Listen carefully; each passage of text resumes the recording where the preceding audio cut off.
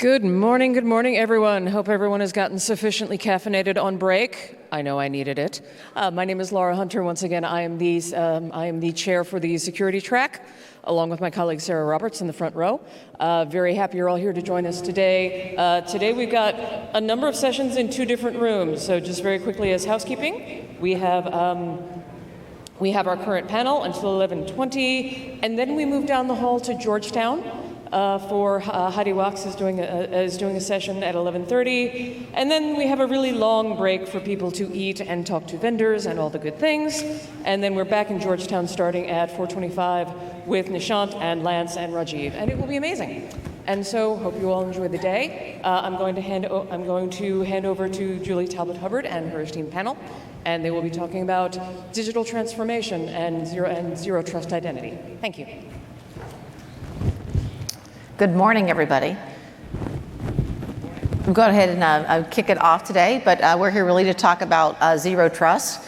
We talk about what old is new again, and I know there's been several different discussions throughout the conference around zero trust, and we've got a great group of panelists here that have got more real-world experience, that have been working through implementations, I would say, of zero trust, and just to fit their organization. I'm Julie Talbot Hubbard. I lead the identity and data practice at Optiv, and I'm going to turn it over to do introductions here. Carlos, you introduce yourself? Yeah, hi. I'm Carlos Garcia, Senior Principal Architect, Office of the CIO at Optum, part of United Health Group. Hi, I'm Tom Malta. I head up EAM access controls at Wells Fargo. Essentially, that means I own the delivery of tools and services across the enterprise supporting IAM. Hi, my name is Tejas Dharamshi. I'm a senior security engineer working on the Netflix's identity and access engineering team. Primarily, I focus on identity, access, auth-n, auth-z, MFA, and like zero trust is the journey that we have started. So yeah, happy to be here. Terrific. So the group here, I want to just give a brief introduction. I don't know how many of you have heard of the Identity-Defined Security Alliance. But this group of individuals here, they're part of that group, but more from a customer advisory board. And that's something that we'll touch on as we wrap up here today as well. But really wanted to get into more of, talking about zero trust and looking at, the model was established in 2010, and we've seen just iterations of that. And from my point of view, I would say from a market perspective that a lot of organizations weren't ready yet to really jump into that.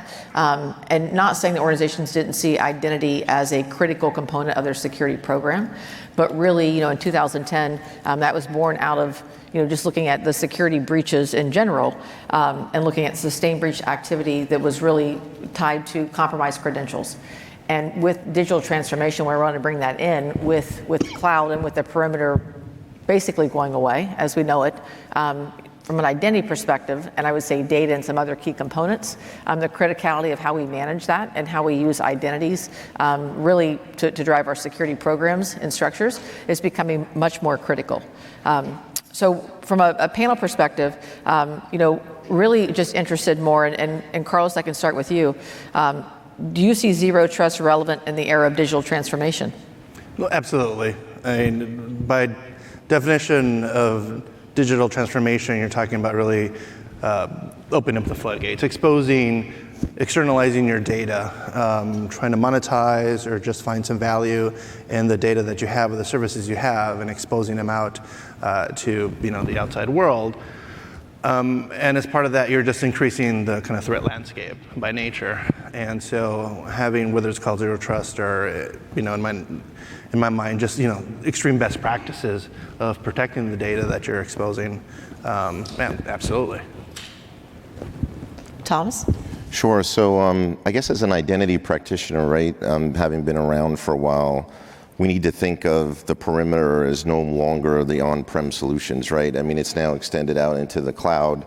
And so it's really important that you understand those identities that are in your organization, the access privileges they have, right? It's not about just granting people whatever they need anymore like it used to be in the old days when it was mainframe and everything was on-prem.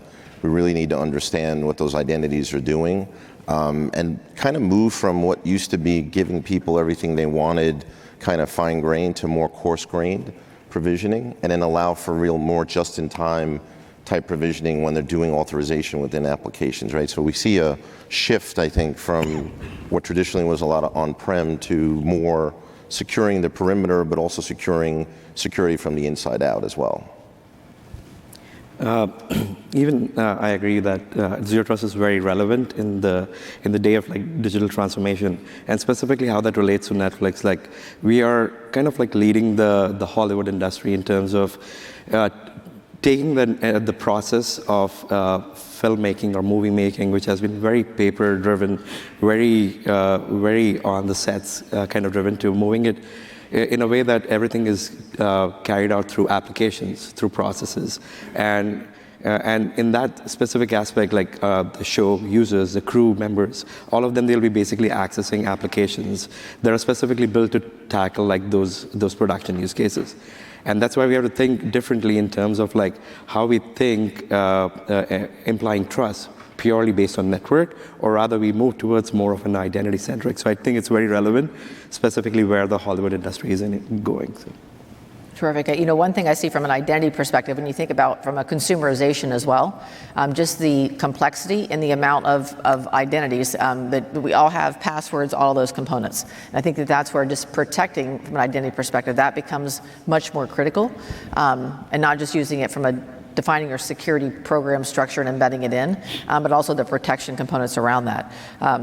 So I'm going to, Tom, I guess from your perspective and what you're doing at Wells Fargo, more interested maybe in how you're starting to embed zero trust into your modern security approach. Sure. So I think we look at it as a layered approach, right? So you want to start with your identities in the organization in terms of both human and non-human, right? How are your employees, how are your contractors or your third parties coming in to the organization? Do you foundationally have a good process for on and offboarding them, right? Because that's really critical, including things like transfer events, right? When people are moving around the organization, they tend to accumulate privileges, so it's really critical that you're doing good certifications of that access, not just periodic, but also as they move around the organization. So it starts with identities, I think, and then when you look at access and what you're granting people, again, more coarse-grained as opposed to fine-grained. People who typically do role management, for instance, sometimes get it wrong because they do role proliferation, and a lot of times that's driven by having to grant people very fine-grained access to things, and so you end up creating more and more roles, right? So kind of take it up a layer and do more coarse-grained provisioning, give people access into the applications. When you start to look at fine-grained, whether it's a trader trying to access a set of books, give them access to the trading application, but don't give them access to the books, right? Use attributes and use dynamic runtime authorization to be able to control that. And the other third point I'd like to make is around authentication, right? Passwords and user IDs are definitely a thing of the past, right? I think Alex talked about it earlier in the room, if you guys were here. Multi-factor, right? Put multi-factor authentication in front of everything that you can. Because that's going to definitely increase another level of authentication and help drive down that risk. So if I try to define like zero trust in a very basic way, and that's where like specifically like where we are headed towards is previously like network was, or the layers of network were primarily used as a means of trust, and once you're on that basically implied all of the trust was applied. But no longer we are in that process. And specifically, how can we move away from that model and move identity at the core to this model? And what Tom was selling in terms of having stronger identity, in terms of how these identities are coming in and going out of your ecosystem.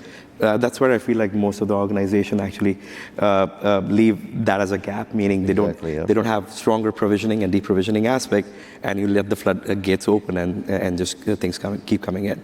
And then have stronger authentication, and passwords are no longer great, move to multi-factor auth. But if you think about from an end user perspective, multi-factor auth from a security perspective is great, but how do you make sure the users go in that direction where we make the experience so simple and at the same time indicate to the end users what are the benefits of going there, right? So making them aware of things, but at the same time guiding them in that direction is important to having a stronger authentication. And authorization is the most fundamental aspect for anyone to go in that zero trust journey, meaning anyone who's strongly authenticated, you want to make sure that they don't get complete access to everything. So having finer-grained access control and making sure access that is given is, again, like revoked when it's not needed, or you go through some sort of recertification process. So I think like all of those are very core elements which will help us move in that direction. Yep, absolutely. Carlos? Yeah, no, I mean, I don't want to repeat what they just said because they're very fine points, and at the end of the day, it can be really difficult. I think I had a security partner of ours say that, hey, you know what, I was involved with 54 of your acquisitions last year. And so when we're growing that much and having all these untrusted entities, the challenge of creating these layered approaches becomes almost unattainable when you really look at these. There's one thing to understand your core environment and be able to say, well, I have an ideal of the scope of the environment I have, but when you're a large corporation, a large enterprise that's doing so many acquisitions that, half the time it's like, oh, it turns out we own this company. Oh, wow. It becomes very difficult because then you have to go through a process of incorporating all these other entities. And, I don't have an answer. I mean, it's very difficult. The layering approach is important, but there still needs to be a way to efficiently and affordability of integrating a lot of these constant evolution of your network and incorporating these completely untrusted environments that you know nothing about. So it's very difficult. So I know, Tejas, you're in the process of implementing Zero Trust, and I think that, we talk about digital transformations, all the changes, and really putting identity as the core of your security program. That drives a lot of change within an organization, and that change requires a lot of different partnerships that you really have to solidify, and I would say just get on board with the approach. So really interested more in how did you take that approach, in your organization to really get that alignment and to really start driving Zero Trust there? Yeah, so it was interesting in terms of how we went about approaching this. Like we broken it down into several different layers, if you think about. The core fundamental layer was a strong emphasis that we started putting is like we want to make sure that we don't have any gates open in terms of how identities are coming in and going out. So we need to tap into various different internal and external event sources. And that's where we started putting more emphasis on like, let's move a large population of our users, excluding employees, like who have been in this HR-ish process of coming in and going out. We need to have a proper trail of things going in. So we started moving in that direction where we moved a large chunk of users in that direction. And at the same time, rely on other internal event sources, because events are the key aspect, meaning people who are getting on a production, they're off the production, they should be out of our ecosystem, no longer in our ecosystem. Then the other aspect was we want to come up with layered authentication process, but at the same time, us trying to drive these initiatives in terms of security aspects, how do we partner with our various different partners and making sure that they are aware of the journey? So partnering with a lot of partner engagement managers, making sure they communicate out to vendors and to ISP providers and to other facets of our business to indicate that here are the things that you should be anticipating that's coming, but let's partner on that together and make sure that we are taking you through that journey, right? So, and that's where adding multi-factor authentication came into picture. And more recently, we've started moving in the direction of adopting newer standards like FIDO2 and WebAuthn as well, which are again key on simplifying the notion of multi-factor auth.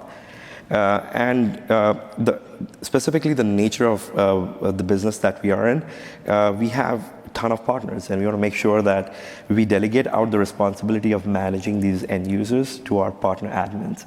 So the notion of delegated management was another crucial aspect that we had to think about, so that we transfer the ownership out, but at the same time have complete visibility in terms of auditing, logging, who's doing what. Finally, like access has been a progress in our space, and we are investing heavily right now in that space as well, in terms of what access is given, But once an access is given, how can we either automatically revoke when it's not needed, or go about like getting some recertification from the end user or from our partner engagement managers. So I think like that's where the aspect of adaptive access control is also important, in addition to adaptive authentication. So yeah, we have layered it in various different aspects and putting emphasis on all these different aspects, but at the same time making sure business understands where we're heading. Great, thanks for sharing that. So on the same, I guess, vein of change, knowing this is a challenge with all organizations, I think when you're introducing any change, I think if you can tie it back to a business goal and look to see how you align from a security program into some of your business challenges and goals, that always helps. But really interested, I guess, more on that change when organizations are going through it. Can Zero Trust really be achieved alongside other digital transformation initiatives? With minimal disruption in the organization, knowing that we're already driving change from a business model and how you engage with your customers, consumers, and that across organizations. But from your experience, what are you guys seeing from a change? I mean, how have you really maneuvered that in your organization? And can it be achieved with minimal disruption? I think there's always going to be disruption. We all work in IT, and I think that technology is changing and evolving every day at rapid pace. I was on a panel yesterday, and somebody asked the difference, just from digital transformation. That's been, we talked about it for 5-10 years, and what's the difference now? And I look at just the pace of change, and from a technology perspective, you think about just the innovative technologies coming out. They're coming out at a much more rapid pace, and I would also say we're seeing now from a digital transformation, from a data growth, from an identity, mobile device, IoT. I mean, I think that it's becoming real. I mean, you've got users adopting all those technologies, which is creating, I look at it creates great opportunities for your business, but I also think it creates great risk. And so, that's where I think we've got to do something, but really interested to see from a change perspective, do you see you achieving it, and are you making progress with minimal disruption? And how are you doing that? Sure. Well, I'll start. So I think of disruption in 3 ways, right? So people, process, and technology, right? So I think as you're changing business process or you're changing technology, that's generally in your control, right? You can work with the business to re-architect business processes. You can definitely bring in new technology to do whatever it is you're trying to do. But when it comes to the people disruption part of it, right? The cultures that are out there in the organization sometimes are resistant to change. So you really need to partner with them and make them understand why you're doing something. So an example I can give you, in a prior organization, we weren't doing certification of access in the business, right? We were doing it in a centralized function. And there was a very small group of people essentially certifying access for the entire organization. So think about that, right? From even in a financial services organization, the manager, the application owner, the resource owner is not involved in that access certification. So when we came in and we built the strategy out and we started to talk to the business and the auditors about, hey, we need to move to manager-based reviews, right? This is what we need to be doing, risk-based approach and so forth. There was a lot of pushback initially, right? And when we sat down and started to meet with the lines of business heads and the heads of audit and risk organization and others, people started to understand, right? And they started to the walls started to break down. But there was a lot of disruption out there in the ranks. When we started to roll it out, it took probably a good 8 months of doing reviews on a regular basis to get people accustomed to, hey, this is what we need to be doing to protect the firm, right? So my suggestion would be try to bring people into the mix, right? Don't necessarily go out there and dictate, hey, this is what we're gonna do, thou must do this, right? Bring them in, make them part of the decision process, try to engage your line of business heads and make them part of the decisioning, but also make them part of the accountability, right? So the last trick I'll share with you is that one of the ways we did that, every line of business head saw a certification report on a regular basis in terms of percentages of whether or not they're complying with the policy. And we used a very simple red, yellow, green approach, right? Very effective because executives don't want to see their name on a report with yellow or red, right? So suddenly you get the top-down message out there, hey, people, you have to do this, right? So just some techniques and tricks that might help.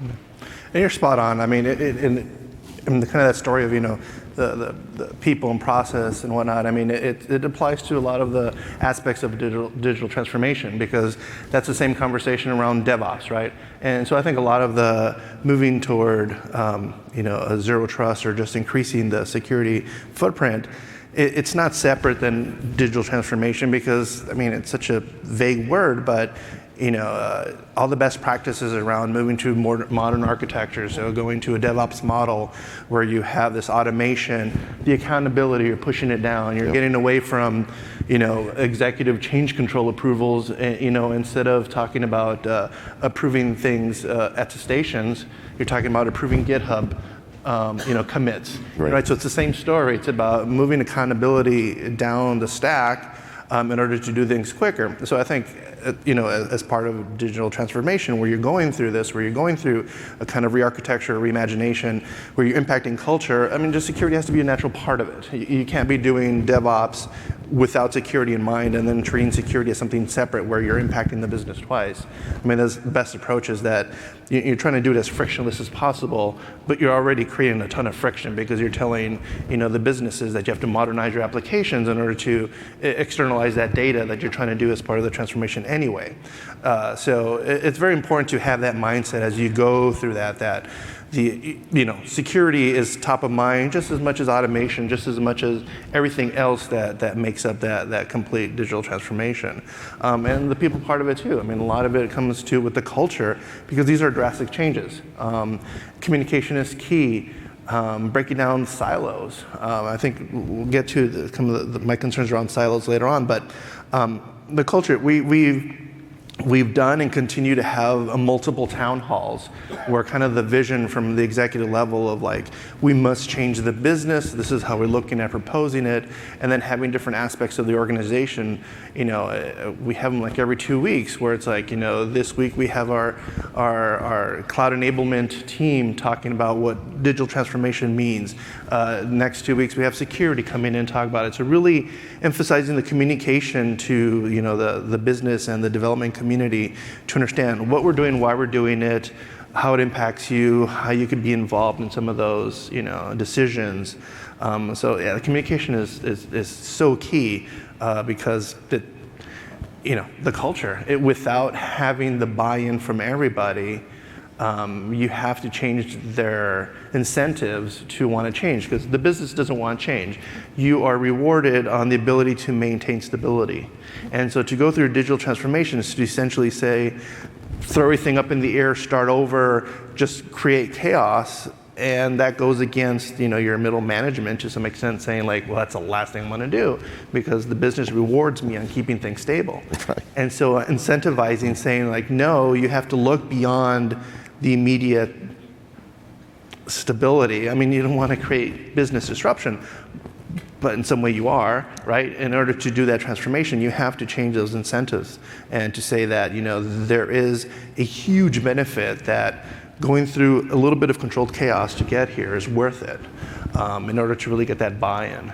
No, and I think, Carlos, I've always been a big fan of when there's change in organization from a security perspective, if I can engage in that change and really embed security into that message, I've just been much more successful in doing that, instead of just saying, from a security perspective, we're driving these types of changes. Right. And I think the more you can make it more frictionless, I would say, but embed it into you mentioned DevOps and everything else, the more you can embed it into their process and roll it out as part of it. And I think talk about the why.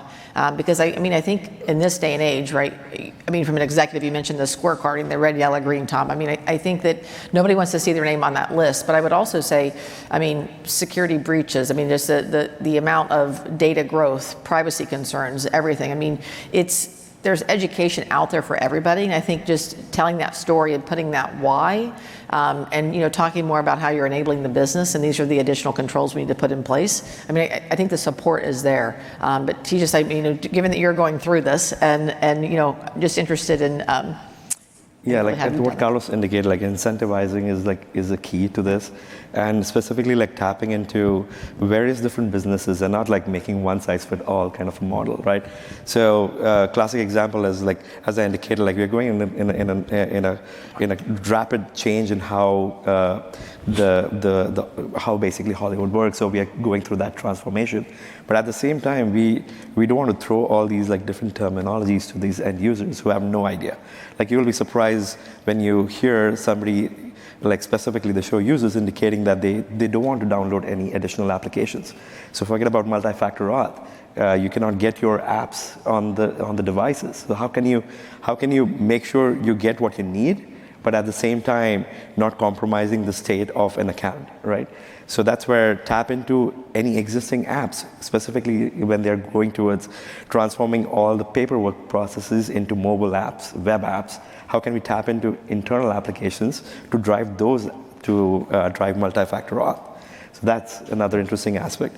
Another interesting angle is specifically with multi-factor authentication and with implementing in an environment which is very diverse. A lot of assumptions get built in. It could be either due to personal use, it could be through other businesses' use, that it is super complicated, people wouldn't understand this. But if you make the experience in a way that it's super intuitive and easy to understand for the end user, some of these assumptions get broken very easily. And that's what we were able to see in our environment as well. When we enable it for our partners, the initial few like enrollment in that space was using security keys. So, which we were initially hesitating to even go with. So a lot of disruption comes with assumptions as well, I would say, and that's where you have to break that assumption by proving via data. And that's why Netflix believes largely in data-driven approaches, that let's push this out, have some data backing our assumptions, and let's reevaluate. And we can actually do A/B tests to go with that, right? So that's where I feel like disruption is going to happen when you introduce new things, but how you partner and how you communicate is key, and how you can tap into existing processes and existing applications is yet another key aspect. Yeah, I think it's educating the business too, right? Just one follow-up point is that when people come in and they build IAM programs, right? There's these big programs, right? You try to bring all your applications into a centralized set of solutions. What the business sometimes thinks of that is, oh, the IAM team's here to solve all my problems. And that's not the way it is, right? The business is responsible for the access management for the business applications that they own, right? So the policies and standards that you build within your organization extend to everybody in the organization, whether or not you're on centralized solutions or whether you're doing something locally in a line of business, right? I mean, you could be doing access management on a spreadsheet, and you could be doing it really well. But it really starts there, right? Educating them to understand you have a responsibility in this, right? It's everyone's responsibility. It's not just me, because I own the IAM program, right? And I'm responsible now for fixing all your access. No, you, Mr. Business Owner or Mrs. Business Owner, right? You are responsible as well, so. No, and I would say, I think Tom, that's an excellent point. I think just what I've seen too, that's a journey in itself sometimes, Yes. is educating the business on accountability. And I think, what I've seen too is, more than not, right, a lot of the individuals in the business, and they've got turnover and everything as well, but I haven't seen them really fully understand. It could be their applications, their portfolio. It could also be their data. If we look at, why is an application critical? Many organizations prioritize where they want to put their controls and their investments around some of their systems. And that's what I found too, is that a lot of individuals, until you educate them, might not even understand what applications they have, what it touches in their environment, what critical business processes those applications support. And then you think about the data that's sitting in there and what they've got access to. And I mean, it is an education standpoint, a large education. But what I've seen is once you take that step and you do that and you really invite the business into the program, I've seen a lot of great progress there. And I think then following that up with some of the metrics and everything else, and really, the one thing I would say though is you've got to make sure you can give the business something to manage that with. So whether it be a system or not, but from a attestation, I think Tom, you brought up, you had maybe one group that was approving access for multiple users across an environment. So you've got to really make sure that you're giving that capability back to your business users as well, because you don't want to educate them and then kind of leave them in the dark, because that will just also, I think, bring accountability back to the IAM or the security organization there. So I really want to turn over. I think that we talked about the complexity of digital transformations. We talked about zero trust. We've talked about really pulling identity into the center of a security program. And we talked about the partnerships needed across the organization. I would say those are within IT, with HR, with compliance, with legal, with many parts of an organization. The third piece of that really is from a vendor standpoint. And that's something I think today, when you think about, if you walk on the showroom floor with all the different, I would say vendors, products, everything else out there, mostly focused on identity here. But if you think about firewalls, you talk about any of your network security controls, everybody promises zero trust. And I always say that, I look at security, there's never no one red easy button. We all want that, right? We all want to be able to say, okay, we've completed that and we're secure. And we all know it still even is from a cloud perspective, it's still a layered approach. But what I've seen, I think we'll talk about here on the panel more, is from a vendor perspective and a partner. Really needing, asking and needing their help and their engagement on, how can they help us, from our partners and vendors, help us really implement a zero trust model, realizing that it's not just a firewall, or it's not this part of a solution, that really we've got to work together from a product perspective and a process technology to really integrate that to make a zero trust model reality. So really just, I want to turn it over and we'll start with you, Tom, more on, what can our vendors and partners do today to help us on that journey? Yeah, sure. So part of the IDSA and why I like it so much, right, is it's bringing the practitioners together, with the vendors and with the service providers, right, that are out there in the ecosystem.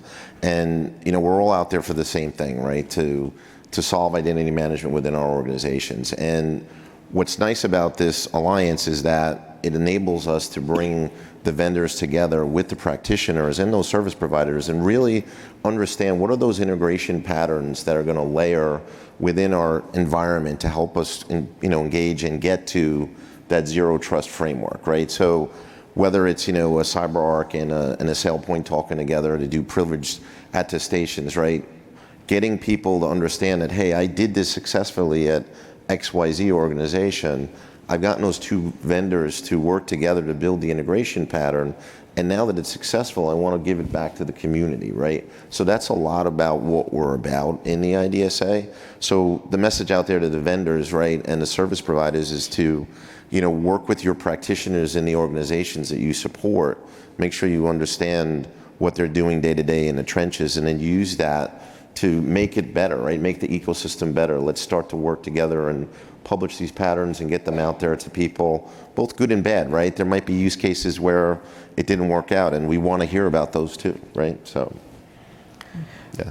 Yeah, so specifically for vendors, Netflix is very technology focused, so we can invest into building things by ourselves, ground up, and that's where we like to invest in general. But that wouldn't hold true for all organizations in the ecosystem. So, building basically some things which are extensible. I think every organization has a different way of moving forward. Let that be business processes, let that be a particular way in you want to carry out your authentication authorization, or even for that matter, the delegation aspect, right? So build things like, for example, your identity offerings, your IDPs, including your access control solutions in a way that is extensible and can actually be tuned in a way that can help drive businesses move forward, because it's not realistic for every company out there to be building these things ground up. So definitely, I would encourage all the vendors to start thinking in terms of extensibility, and I'm happy to talk about more in details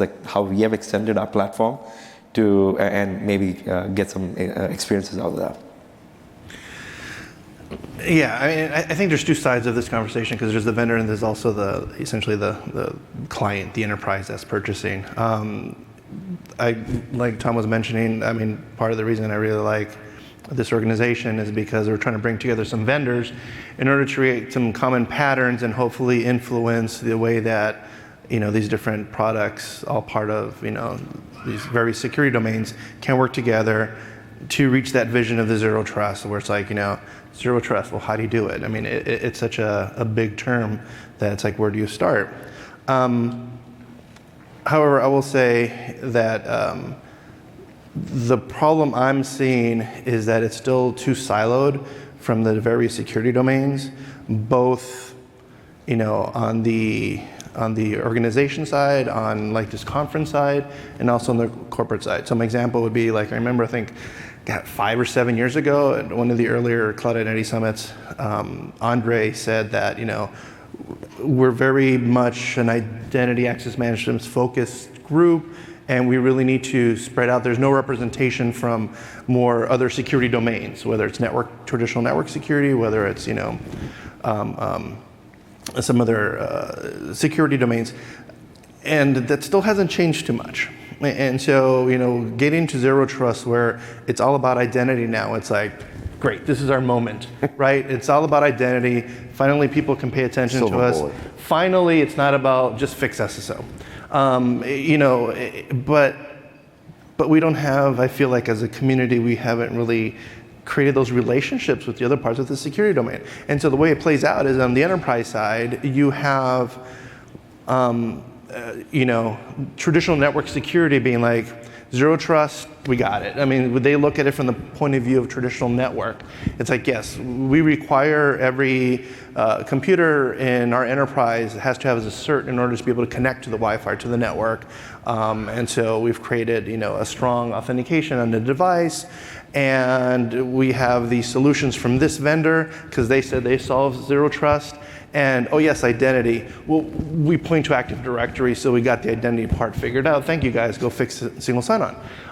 So it's that, again, it goes back to culture on the enterprise side. And I kind of came into it, planning for this panel, I'm like, I'm feeling salty because that's a problem that we have. But then one of my colleagues said, hey, we just got reorged, and the IAM enterprise architects are moving closer with network security. He just told me this last night. I'm like, oh my God, finally. I mean, that's for me a point of hope that within our organization, we're starting to see that needs to converge. These cultures, these separate security domains need to converge because it's a big problem. It's a big space. And it's very easy to be in these echo chambers where it's like, yes, every single vendor can do zero trust out there, but they can't. And so there is that, how do you convince a vendor from the sales side of the house who needs to meet their number to be like, hey, look, we don't solve everything. We really need to look at this as a complete solution versus saying, yes, of course we solve zero trust. We're going to reinforce your bias that this is a network thing, and yes, just point to Active Directory and you got the identities and you're done. So I think that's the challenge, and I don't know how to solve it, but organizations like this, I hope, are able to bring these various vendors together to kind of create a common definition of what zero trust really means, a common definition of like what are the best practices within the industry, and also a way to have a common messaging to educate the enterprises to say like, network security is a part of it.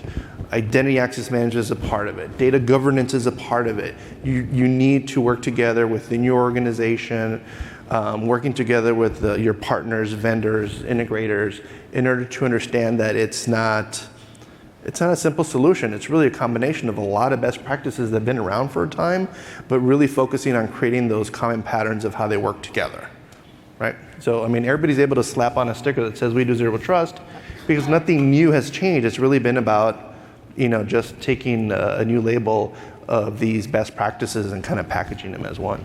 No, and I think that we talked about more reference architectures and everything else, and I've always used that as a way to at least start, looking at your organization. Mm-hmm. And now it's much more complex with cloud, a lot of hybrid environments out there. But then you start really plugging in, the different technology products that really make up your control. You can say stack or whatever you want across your organization. I think that's always I've seen a good way to start aligning your security engineering and architecture groups because they are usually fragmented, and I've seen identity sometimes sit within infrastructure or operations. Mm-hmm. And again, their mission might be initially to just make sure we've got access and we're providing authorization and access to critical systems.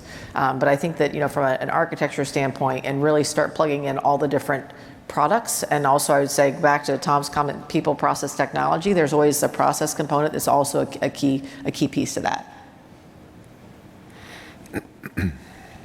So I've got a few slides here, and I probably want to go through, I'm going to flip to the end here, but more around, we talked about different organizations and the need for, not just identity vendors or organizations to really look at how do we solve this problem together.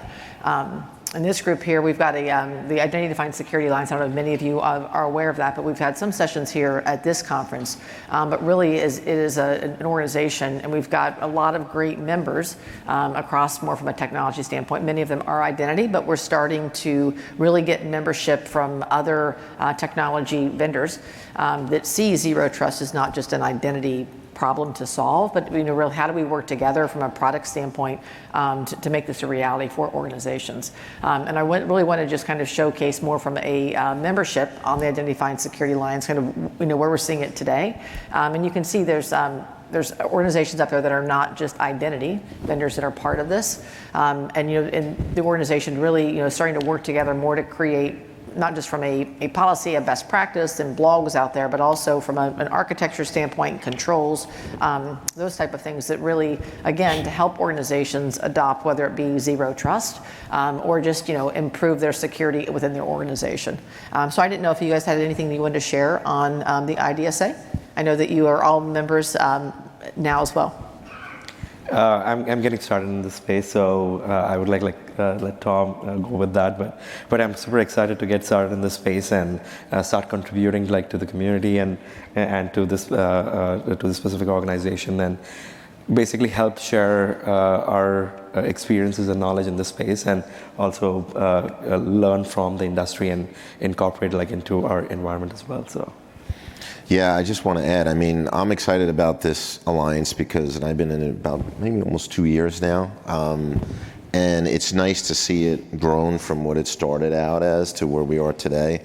And there's kind of two things that maybe you can walk away with, right? One, if you don't see your vendor on the list, right, whether they're an identity vendor or they're a network vendor, but they're in the security space, encourage them to join the IDSA, right? Because we definitely want to build that ecosystem of our vendor partnerships and our service providers as well.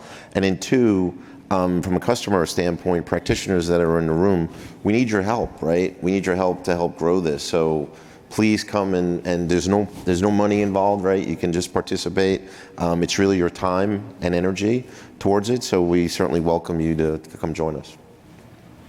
Yeah, and I agree. At the end of the day, I really have a lot of hope for this organization in the sense of having a channel to share with a multitude of vendors on some of the challenges from the enterprise side, and at the same time create a cohesive message and reference architecture and patterns that then we could use to go back to the enterprises and say, this is how you create a roadmap to actually implementing some of these things like zero trust.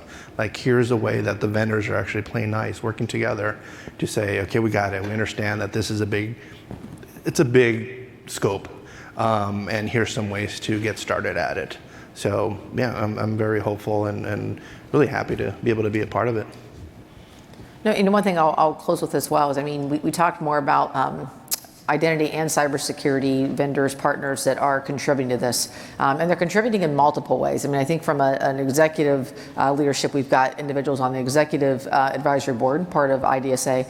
We also have a technical working group. So we've got product and we've got engineers that are actually working alongside these organizations to really help from if it's a patterns or reference architecture controls, but really working together. And I look at it from a zero trust perspective, but I would say also from an identity view. Chances are many of you out there don't have one identity tool in your environment. And so, that's something today, it's, very complex. You've got, you could either have the best of breed for, if you look at authorization access, you look at identity governance, you look at privileged access, you've got just a host of different products that you're trying to integrate. And so that's something also, if you look at the list of organizations on here, you've got a lot of major identity vendors and partners on there as well that are working together and really, I wouldn't say it's completely solved, but I think that there's definitely a realization and support that they need to really work together more to help customers and partners really solve these security challenges. So I'm going to go ahead and, is there any closing comments that you guys want to give to the audience? I mean, like specifically on the moving towards a zero trust model, like I would really emphasize the aspect, like start thinking about putting more emphasis on just purely identity and thinking about how you can streamline that notion of making sure like you're not over provisioning, not over deprovisioning. So those are some of the key things I would like people to take away from this specific panel. Yeah, mine would be just get the basics right? Start small. Don't try to conquer the world, and then layer it in as you go. But really foundationally, you need a really strong foundation to build that house on. So start there and then just build it up as you go. And to add to that, which I agree with both points, just don't forget the culture as part of it. Don't forget the people. Make sure they're part of the journey as well in order to make it successful. I think those are all great points. I wanted to thank you guys for all of your just contribution today, and hopefully the audience felt it was a productive session as well. But enjoy the rest of the conference. Thank you. Thank you.